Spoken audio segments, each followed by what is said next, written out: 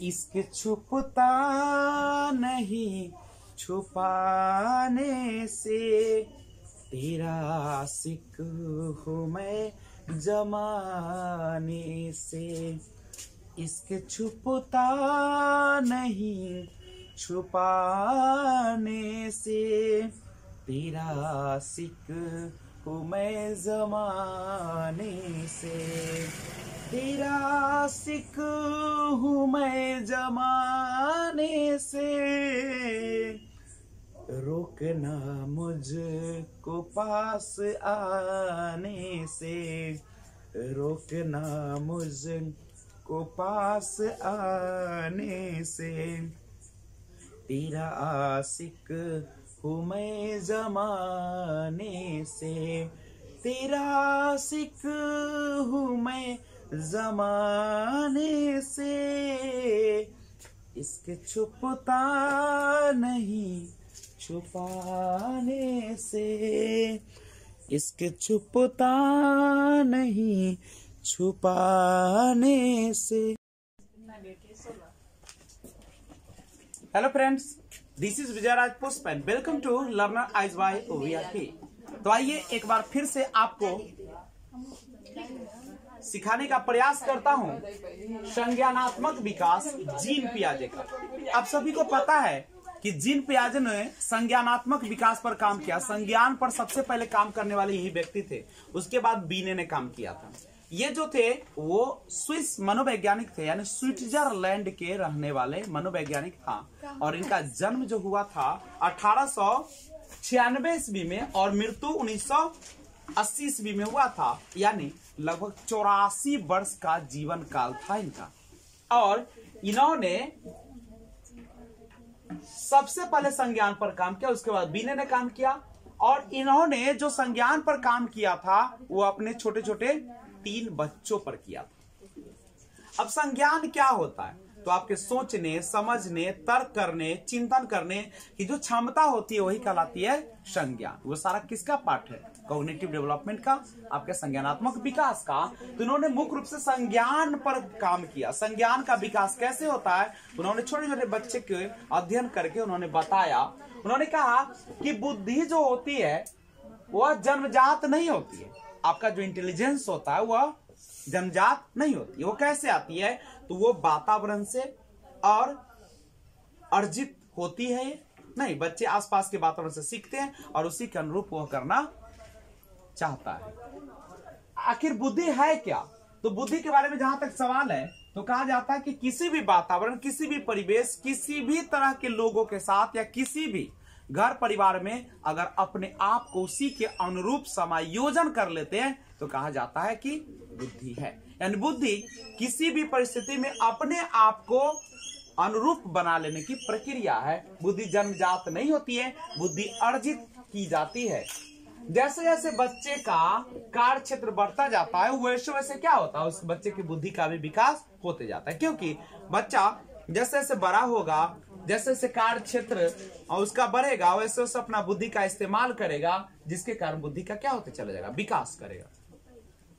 पियाजे के अनुसार सीखने का क्रम सरल से कठिन की ओर होता है। पहले सरल होता है, छोटे छोटे पार्ट्स में होता है, धीरे धीरे क्या होती है, जटिल होती चली जाती है। जीन पियाजे ने अपनी अवधारणा संज्ञानात्मक विकास पर दी। उन्होंने जो अपना अवधारणा दिया वो किस चीज पर दिया? संज्ञानात्मक विकास पर, संज्ञान पर दिया, सोचने, समझने, तर्क करने पर दिया। बाल मनोविज्ञान का जनक कहा जाता है। फादर ऑफ चाइल्ड साइकोलॉजी का जनक कहा जाता है जीन पियाजे को। क्यों कहा जाता है? चूंकि इन्होंने बालकों के मनोविज्ञान का बेहतरीन ढंग से अध्ययन किया। उन्होंने बच्चों के जो संज्ञान है उसके बारे में विस्तार से बताया, इसलिए बाल मनोविज्ञान का जनक भी कहा जाता है। जनक जीन पियाजे को कहा जाता है। अब हम फैक्टर्स की बात थोड़ा सा कर लेते हैं। फैक्टर्स यानी जो आपके संज्ञान का विकास होता है उसके जो 4 फैक्टर्स होते हैं। मुख्य रूप से कितने फैक्टर्स होते हैं? 4। यानी संज्ञानात्मक विकास की प्रक्रिया इस प्रकार से आती है। परिपक्वता, मैच्योरिटी जिसको आप कहते हैं। तो परिपक्वता जो होती है वह बच्चे में एक बायोलॉजिकल टर्म ले सकते हो, एक आनुवंशिकता का भी हिस्सा मान सकते हो। जानते हैं परिपक्वता जो होती है बच्चे में धीरे धीरे आती है। अवस्था प्लस अनुभव के साथ आती है। ऐसा नहीं है कि छोटा बच्चा है जन्म लिया और दौड़ना शुरू कर देगा, ऐसा नहीं होता है। तो परिपक्वता जो होती है धीरे धीरे आती है, अवस्था प्लस अनुभव के साथ आती है। और बच्चे को ऐसा नहीं है कि आप 10 में सीटेट का जो पढ़ाई है वह क्लास 1 के बच्चे को पढ़ा दीजिए तो क्या एक्सेप्ट करेगा, क्या स्वीकार करेगा? नहीं कर पाएगा। क्यों? क्योंकि अभी उसकी मैच्योरिटी नहीं हो पाई है, अभी संज्ञान का विकास उतना बेहतरीन ढंग से नहीं हो पाया। अनुभव भी एक बहुत बड़ी चीज होती है। जैसे जैसे आप कार्य करते हैं, जैसे जैसे अपने क्षेत्र को बढ़ाते हैं, वैसे वैसे एक्सपीरियंस के द्वारा अनुभव के आपको प्राप्त होती है और जिससे आपको संज्ञान का विकास हो जाता है। सामाजिक अनोन क्रिया भी बेहतरीन एक फैक्टर्स है संज्ञान के विकास के लिए। बच्चा जितना ज्यादा समाज के क्रियाकलाप में, एक्टिविटी में हिस्सा लेगा, जितना एक दूसरे से घुलेगा मिलेगा, बातों को तर्क वितर्क करेगा, उतना ही बेहतरीन उसका क्या होगा, संज्ञान का विकास होगा। नहीं, और इक्विलिब्रेशन आप जानते होंगे, संतुलन जिसको बोलते हैं, सामान्यीकरण भी कहते हैं। नहीं, तो ये जो इक्विलिब्रेशन होता है, एक संतुलन की अवस्था क्या है? तो बच्चे जिस चीज के बारे में जानता है उससे अगर नया चीज मिलता है तो उससे अगर वो अपने आप को उसके अनुरूप बना लेता है, ढाल लेता है, नहीं किसी भी प्रकार के उसमें कंफ्यूजन उत्पन्न नहीं होती, संतुलन में रहता है, तो उसी को हम लोग क्या कहते हैं, इक्विलिब्रेशन। जैसे मान लीजिए कि बच्चे ने उजले रंग की बिजली को देखा, ठीक है, और उसे लाल रंग का बल्ब दिखाई दिया और दोनों का प्रकाश उजला ही था, तो बच्चा अगर दोनों के बीच संतुलन बना लेता है और वह जान जाता है अगर क्या कि उजले रंग का ही प्रकाश होता है, चाहे बल्ब का हो चाहे बिजली का हो, तो वह संतुलन की उत्पन्न होती है। लेकिन मान लीजिए कि बच्चे ने किसी काले रंग का लाइट को देखा और बच्चा कंफ्यूज हो गया, तो वह क्या कहलाएगा, डिसइक्विलिब्रेशन कहलाएगा। यानी आप एक और चीज से समझ सकते हैं, अगर बच्चे ने उजले रंग के खरगोश देखा और अगर वह कहीं पे गया और काले रंग का खरगोश देखकर फिर उसको पहचान लेता है अगर कि यह भी बिल्ली है, तो वह उसका इक्विलिब्रेशन होता है। लेकिन उजले रंग के बिल्ली और उजले रंग के कुत्ते को देखकर अगर रंग के आधार पर वह कहता है कि यह भी बिल्ली है, तो वह उसका इक्विलिब्रेशन होकर डिसइक्विलिब्रेशन हो जाता है। नहीं, तो ये है आपका 4 फैक्टर्स आपके संज्ञानात्मक विकास का। तो आइए हम लोग आगे कुछ और जानकारी प्राप्त करें। तो आइए हम लोग देखते हैं इक्विलिब्रेशन के बाद अडेप्टेशन के बारे में थोड़ा सा जानते हैं। अनुकूलन होता क्या है? अनुकूलन का अर्थ होता है एडजस्टमेंट, अपने आप को एडजस्ट करना, ढालना। यानी हम कहें सिंपल भाषा में तो हम कह सकते हैं एडजस्टमेंट। और यह जो होती है हमारी, वह क्या होती है, जन्मजात प्रवृत्ति होती है, जन्म से यह क्षमता पाई जाती है अनुकूलन की। अब अनुकूलन जो होता है, आपको जो एडजस्ट करने की क्षमता होती है, वह 2 तरीके का होता है। एक है आत्मसातकरण और दूसरा होता है समायोजन, यानी एसिमिलेशन एंड अकोमोडेशन। अब आत्मसातकरण क्या है? मान लीजिए कि बच्चे ने एक व्हाइट कलर का कैट को देखा, मां ने उसकी समझाई कि जिसके पास 4 legs हो, 2 ears हो और 1 टेल हो, अगर उसका स्ट्रक्चर बता दिया और व्हाइट कलर का था, तो उन्होंने मां ने कही कि वो ऐसा जो होता है वह कैट होता है। बच्चे ने कुछ समय के बाद फिर सेम चीज को देखा और उसका कलर जो था वह व्हाइट न होकर क्या था, ब्लैक था। तो बच्चे ने कहा कि अभी कैट है। तो उन्होंने क्या किया, जो पुराना स्कीमा था, पुराना जो उसका ज्ञान था, प्रीवियस जो नॉलेज था, उसमें न्यू नॉलेज केवल कलर को क्या कर लिया, ऐड कर लिया, शामिल कर लिया, जोड़ लिया। तो जब आप पुराने ज्ञान में नए ज्ञान को जोड़ना, नहीं, आप क्या करते हैं कि आपके पास जो पुराना ज्ञान है उसमें नए ज्ञान को जोड़ते हैं, यानी कुछ ऐड करते हैं, समथिंग टू ऐड। तो उसी को हम लोग क्या कहते हैं, आत्मसातकरण कहा जाता है। लेकिन समायोजन क्या है? तो जब आप पुराने नॉलेज में जो ओल्ड नॉलेज है उसमें आप क्या करते हैं, मॉडिफिकेशन करते हैं या चेंज करते हैं, बदलाव करते हैं। जैसे ही बदलाव की बात आएगी तो या संशोधित की बात आएगी, बहुत अच्छा वर्ड है, संशोधित करने की बात आ जाए नहीं तो उसे कहा जाता है समायोजन। जैसे अभी बच्चा ने देखा था 4 legs 2 ears 1 tail और उसका कलर व्हाइट था तो कहा कि कैट है। अब बच्चे को ब्लैक कलर का सेम अब बिल्ली ना दिखकर वहां पे क्या दिख गया, डॉग दिखा। तो बच्चे जब इसको देखा तो वह उसे भी क्या कहा, कैट कहा। तो जब वह कैट कहता है तो पुराने ज्ञान से नए ज्ञान को जोड़ता है नहीं, तो अभी तो वह संतुलन में है। लेकिन जब उसकी मां कहती है कि यह बिल्ली ना होकर क्या है, कुत्ता है, डॉग है, तो उसके दिमाग में क्या हो जाता है, एक डिसइक्विलिब्रेशन हो जाता है, एक असंतुलन पैदा हो जाता है। और फिर बताती है कि कुत्ते जो होता है उसका मुंह जो होता है थोड़ा सा लंबा होता है नहीं। तो बच्चे जब पुराने ज्ञान में बदलाव करता है तो या चेंज करता है, संशोधित करता है और कहता है कि ये कुत्ता है, तो वह कहलाता है आत्मसात्करण। के बदले में उसे हम लोग क्या कहेंगे, समायोजन करते। आत्मसात्करण ना कहते उसको समायोजन करते, यानी पुराने स्कीम में नए ज्ञान को जोड़ना आत्मसात्करण और पुराने स्कीमा में बदलाव या संशोधन कहलाता है समायोजन। तो आइए संज्ञानात्मक विकास के परते देखते हम लोग। ध्यान दीजिए, संज्ञानात्मक विकास के परते है अनुकूलन, जिसके अंतर्गत 2 प्रक्रियाएं आगी, आत्मसात्करण समायोजन और विकेंद्रीकरण साम्य धारण या संतुलन जिसको आप कहते हैं। तो गौर कीजिए, सवाल उठता है कि आखिर अनुकूलन है क्या। तो वातावरण के अनुसार अपने आप को ढालना ही क्या कहलाता है, अनुकूलन।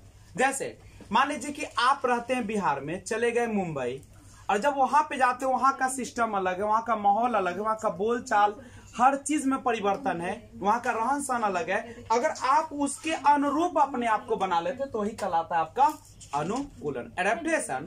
यानी एडेप्टेशन का मतलब होता है टू एडजस्ट, अपने आप को उस माहौल के अनुसार एडजस्ट कर लेना, जो कि जन्मजात प्रक्रिया होती है। अब अनुकूलन की 2 प्रक्रियाएं हैं, एक है आत्मसात्करण और दूसरा है समायोजन।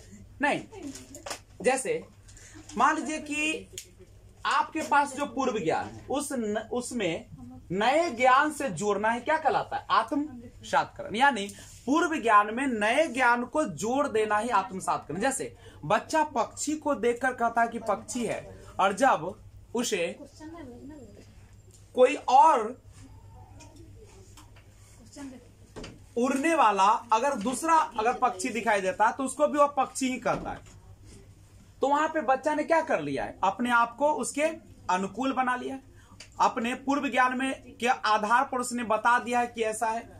तो यह आत्मसात्करण है।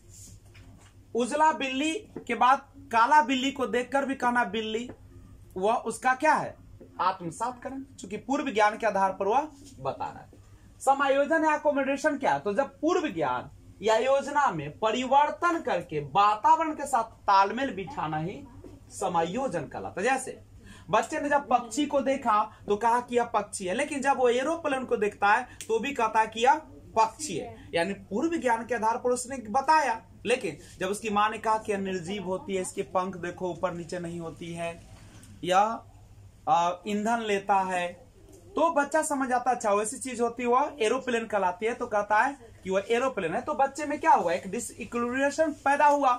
और उसके बाद वह बच्चा ने क्या किया, बच्चा कहा कि अच्छा अभी ये एरोप्लेन हो गया। तो जो उसने बदलाव किया, पूर्व ज्ञान में जो मॉडिफिकेशन किया, चेंज किया, तो उसी को कहते हैं हम लोग समायोजन। विकेंद्रीकरण क्या है, एक ही समस्या को अलग अलग रूप से समझ पाने की योग्यता या समस्या समाधान के अलग अलग तरीके से सीखना ही क्या कहलाता है, विकेंद्रीकरण। यानी जब एक ही समस्या को आप अलग अलग रूप से समझ पाने की जो योग्यता आपके पास है, उसी को कहते हैं विकेंद्रीकरण या डिसेंटरिंग, उसी को कहते हैं हम लोग। और साम्य धारण या संतुलन, इक्विलिब्रेशन क्या है, तो इसके द्वारा बालक आत्मसात्करण और समायोजन की प्रक्रियाओं के बीच संतुलन कायम करता है। नहीं, जैसे उजले बिल्ली और काले बिल्ली दोनों के बीच जो एक संतुलन पैदा होता है, नहीं तो उसको हम लोग कहते हैं क्या, साम्य धारण। लेकिन उजले बिल्ली के बाद काला भैंस को देखकर भी कहना बिल्ली है, तो यह क्या हो जाएगा, डिसइक्विलिब्रेशन हो जाएगा। क्यों? जब उसकी मां बताएगी कि वह बिल्ली नहीं है। अगर काला बिल्ली के बारे में जानता है बच्चा और बफेलो को देखकर भी कहता है कि अभी बिल्ली है, जब उसकी मां समझाती है कि अब बिल्ली ना होकर बफेलो है, तो उसके अंदर क्या हो जाती है, एक डिसइक्विलिब्रेशन हो जाता है। तो वही जो होता है आपका, लेकिन जब हम उसके बीच में संतुलन बना लेते हैं तो वही हमारा क्या कहलाता है, इक्विलिब्रेशन कहलाता है। तो आइए आगे देखते हैं कुछ और स्टेजेज ऑफ कॉग्निटिव डेवलपमेंट। हम लोग देखेंगे संज्ञानात्मक विकास की अवस्था है। जीन पियाजे ने कॉग्निटिव डेवलपमेंट जो है संज्ञानात्मक विकास को 4 अवस्थाओं में बांटा। नहीं, पहला था शैशवावस्था जिसे सेंसरी मोटर, ये जन्म से 2 साल, बर्थ टू 2 इयर्स। पूर्व संक्रियात्मक अवस्था प्री ऑपरेशनल 2 से 6 वर्ष। मूर्त संक्रियात्मक अवस्था कंक्रीट ऑपरेशनल 7 से 11 वर्ष। और औपचारिक या अमूर्त संक्रियात्मक अवस्था एवं 11 इयर्स, यानी 11 वर्ष से ऊपर जो होता है फॉर्मल ऑपरेशनल स्टेज। तो आइए हम लोग एक एक करके सबके बारे में जानते हैं कि कौन सा बदलाव या कौन सी जो गुण होते हैं वह कौन सी अवस्था में आते हैं। तो आइए देखते हैं जो 4 स्टेज है उसका। पहला इंद्रिय जनित अवस्था या संवेदी पेशी अवस्था या इंद्रिय गामक अवस्था, जिसको सेंसरी मोटर स्टेज, जो कि जन्म से 2 वर्ष तक होता है। इसमें क्या होता है, बच्चे में वस्तु अस्थायित्व का गुण आ जाता है। बच्चा जब 9 से 10 महीने का होता है तो उस समय इसमें वस्तु अस्थायित्व का गुण आ जाता है, ऑब्जेक्ट परमानेंस का। ये क्या होता है, जैसे 9 से 10 महीना के पहले का जो बच्चा होता है, मान लीजिए उसको इसने आपने ये मार्कर दिखाया और उसको छुपा लीजिएगा तो बच्चा रोएगा नहीं, उसको पता है कि जो उसके सामने नहीं है और दुनिया में एग्जिस्ट नहीं करती है। लेकिन जब बच्चा 9 से 10 महीने के बाद हो जाता है तो उसको अगर दिखाएंगे और उसको छुपाएंगे तो बच्चा रोना शुरू कर देगा और खोजना शुरू कर देगा। तो इसमें आ जाती है वो गुण वस्तु अस्थायित्व का। इंद्रियों का प्रयोग करता है, सेंसेज आर टीचर्स। बच्चा जो होते हैं हर चीज का जो है पता कैसे करता है, कैसे ज्ञान को अर्जित करता है, तो इंद्रियों के द्वारा, आंख कान नाक जीभ और त्वचा के माध्यम से।